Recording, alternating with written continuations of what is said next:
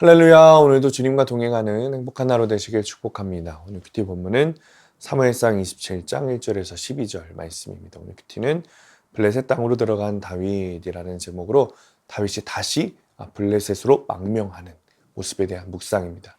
말씀 질문입니다. 왜 아기스는 미친 척했던 다윗을 다시 믿게 되었을까요? 다윗은 사울로부터 사과와 축복을 받고 헤어졌지만 변덕스러운 이 사울이 자신을 괴롭힐까봐 여전히 두려워했어요. 그래서 사울이 쫓아올 수 없는 블레셋 땅으로 피신했습니다. 2절에 다윗이 일어나 함께 있는 사람 600명과 더불어 가드 왕 마옥의 아들 아기스에게로 건너가니라. 근데 문제는 이때 다윗이 하나님께 묻지 않았다는 거예요. 이게 참 문제예요. 자기 생각대로 결정하는 것. 성도의 인생에서는 하나님께 묻지 않고 행한 일이 슬슬 풀리는 것처럼 보이면 여러분 그때가 가장 위험한 거예요. 힘들고 어려워도 하나님 뜻을 구하고 순종하는 게 진짜 복된 삶이죠. 다윗은 가드왕 마옥의 아들인 아기스에게 충성을 맹세하고 시글락의 성주가 됩니다. 그런데 1년 4개월 동안 한 일이 고작 구슬 사람과 기르스 사람과 아말렉 사람을 침노한 것뿐이에요. 자기 생각대로 블레셋으로 도망한 다윗이 그곳에서 더 잘 먹고 잘 살기 위해 세월을 보내는 거죠. 여러분 하나님께 기도로 묻고 경배하는 모습을 다윗에게서 볼 수 없어요. 이처럼 여러분 자기 생각대로 믿음의 공동체를 떠나면 세상 사람들과 같은 모습으로 살 수밖에 없습니다.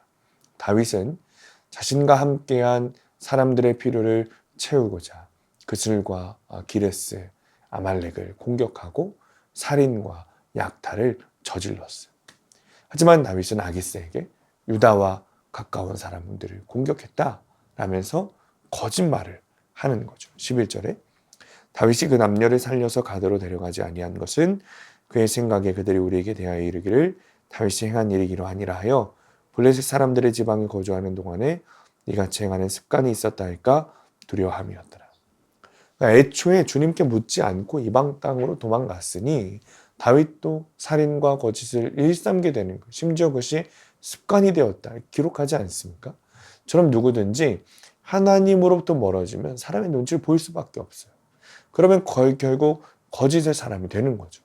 하나님을 가까이 해야 여러분 어떤 일을 만나도 요동하지 않는 사람이 됩니다. 적용 질문입니다. 내가 당장 편하기 위해 하나님께 묻지 않고 마음대로 결정한 일은 무엇입니까? 두 번째, 요즘 내가 사람에 대한 두려움, 먹고 살 것에 대한 두려움으로 거짓말하는 일은 없습니까? 오늘의 원포인트, 말씀 앞에 견고히 서야 합니다. 주님께 묻지 않고 사울을 피해 블레셋으로 도망간 다윗이 나라는 것을 인정해야 돼요.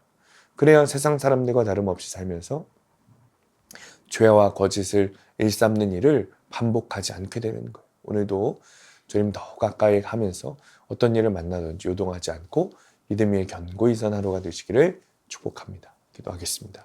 주님, 말씀 앞에 견고히 서기 원합니다. 세상에 그 좋은 일에 따라 살아가다 보면 결국 나도 습관적으로 죄 짓는 죄의 종노릇을 하게 되는 자 됩니다. 하나님, 하나님의 자녀로 말씀 앞에 견고히 서서 분별하고 구원의 길을 걸어가는 우리가 되게 하여 주옵소서. 예수님의 이름으로 기도합니다. 아멘.